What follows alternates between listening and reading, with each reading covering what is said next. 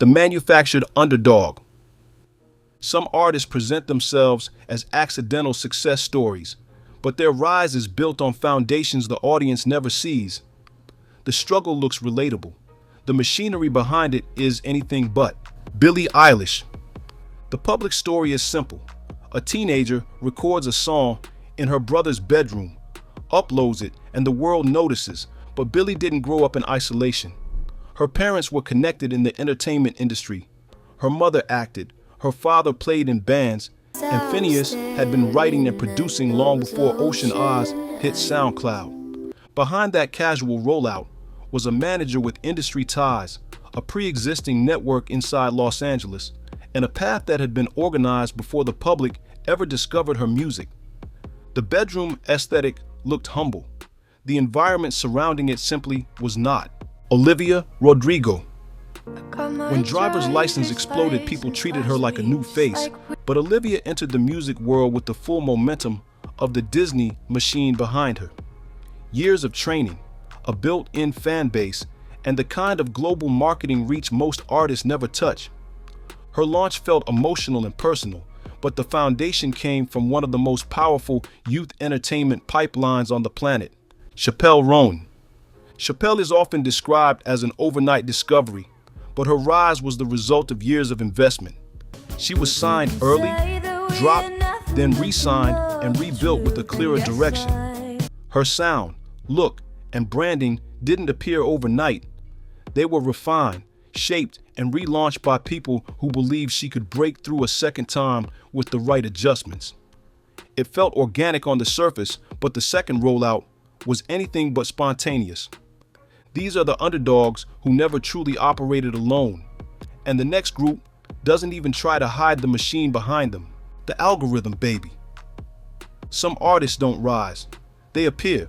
One day you've never heard their name, and the next day they're everywhere at once. That's not fan demand. That's a label pushing an artist through every algorithm like a product launch. Ice Spice, her leap from local Bronx rapper to international headline, happened at a speed the average artist will never experience. One viral song turned into a major label offensive. Elite collaborations, festival placements, global press, and a Met Gala appearance within months. This acceleration wasn't accidental. Her label, 10K Projects, is run by Elliot Grange, the son of Lucian Grange, the head of Universal Music Group. When the most powerful executive family in music backs you, you don't take the stairs. You get the elevator key. Pink Pantheress. Her rise felt mysterious, but it was simply the perfect use of TikTok's loop-based algorithm. Short vocals, quick hooks, replay-friendly structure. Her label treated TikTok like a laboratory. Release, refine, boost, repeat. You didn't discover her. You encountered her because she was programmed into the feeds of millions with surgical precision. Benson Boone. Boone went from TikTok covers to chart placements with a speed that doesn't align with organic growth. The rollout, major label backing, idol ties, and instant playlist support was designed to make him unavoidable.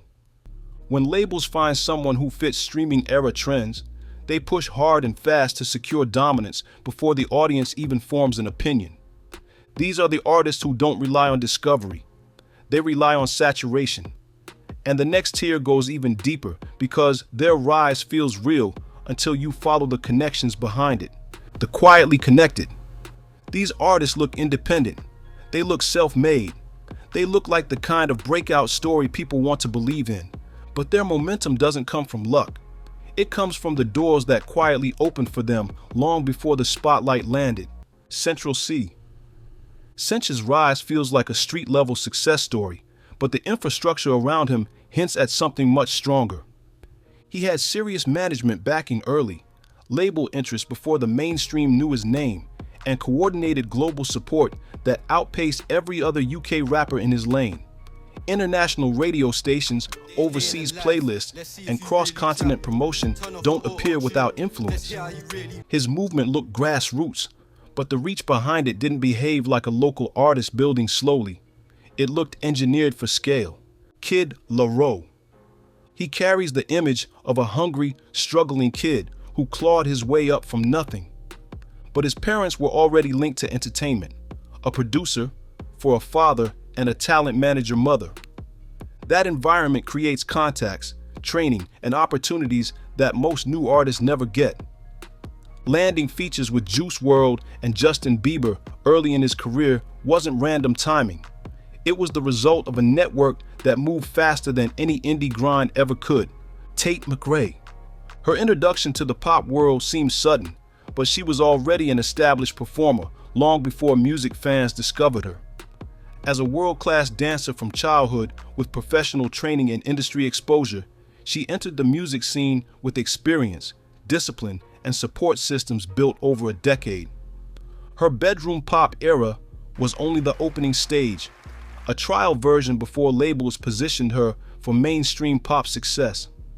These artists look relatable from the outside, but their rise follows a pattern.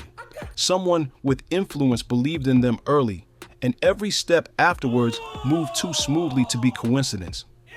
And the next group is raised inside the industry from day one. Privilege is their starting point, the nepo-elite. Some artists enter the industry the same way most people enter a family business. They inherit the contacts, the support system, and the safety net. Success is still work, but failure doesn't carry consequences. Jaden Smith. Jaden grew up surrounded by some of the most influential names in Hollywood and music. Studio sessions, film roles, producers, and marketing teams were part of his environment long before the public saw him as an artist.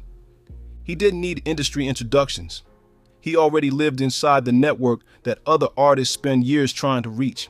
Willow Smith. She released Whip My Hair at 10 years old with a rollout most adults never experience. The music video, the choreography, the global press, all of it came from a level of access that removes the barrier between talent and opportunity. She later experimented with rock, indie, and alternative sounds, switching lanes whenever she wanted. Labels supported every shift because the Smith brand guarantees stability. Coi Leray. Coi entered music with her father Benzino's influence already in place. She grew up around magazines, studios, and industry events. The kind of environment where introductions aren't earned, they're inherited. Even during setbacks, she kept getting chances, resources, and visibility that new artists rarely receive. Access isn't a rumor here, it's part of her background. These artists don't climb the ladder. They start several rungs above everyone else. But the next tier proves that access alone isn't the end game.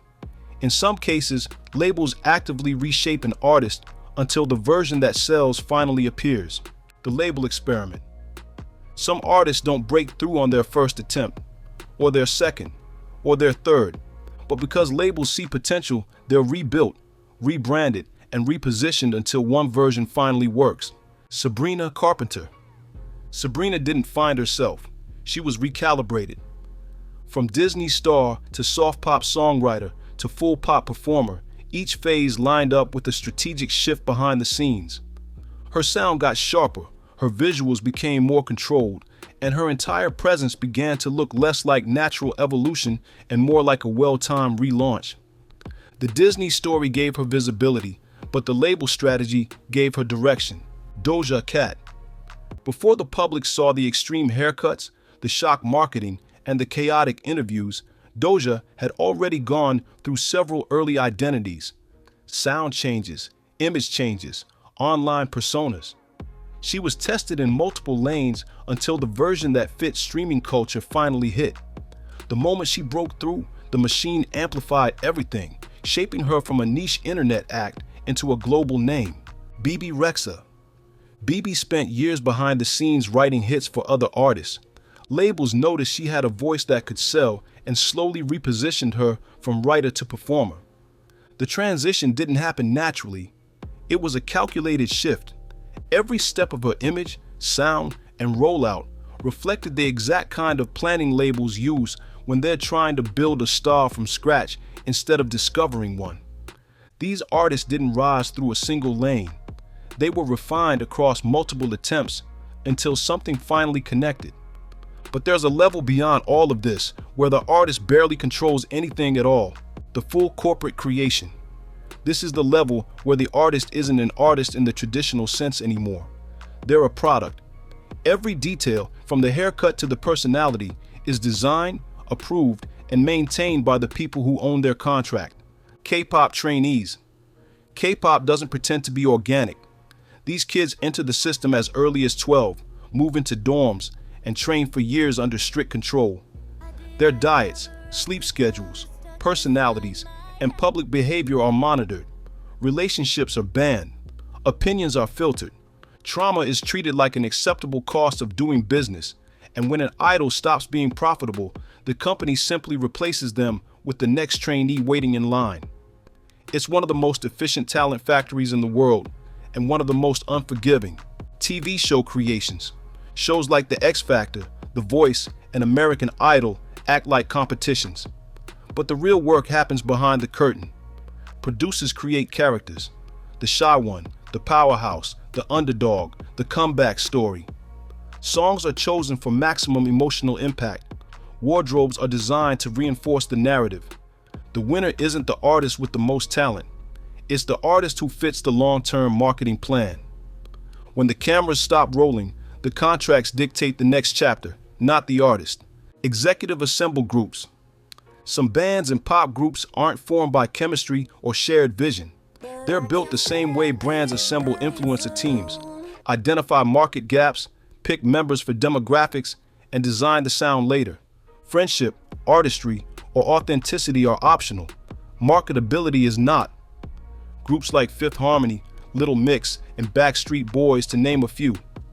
This is the level where artistry ends and manufacturing begins. And once you understand how this tier operates, the rest of the industry looks a lot less random. Because most of it isn't. Hit the comments on whether you agree or disagree with some of these. I know there will be plenty of opinions. Thank you for watching till the end. Please like and subscribe so we can grow the channel and bring you more videos. Peace out.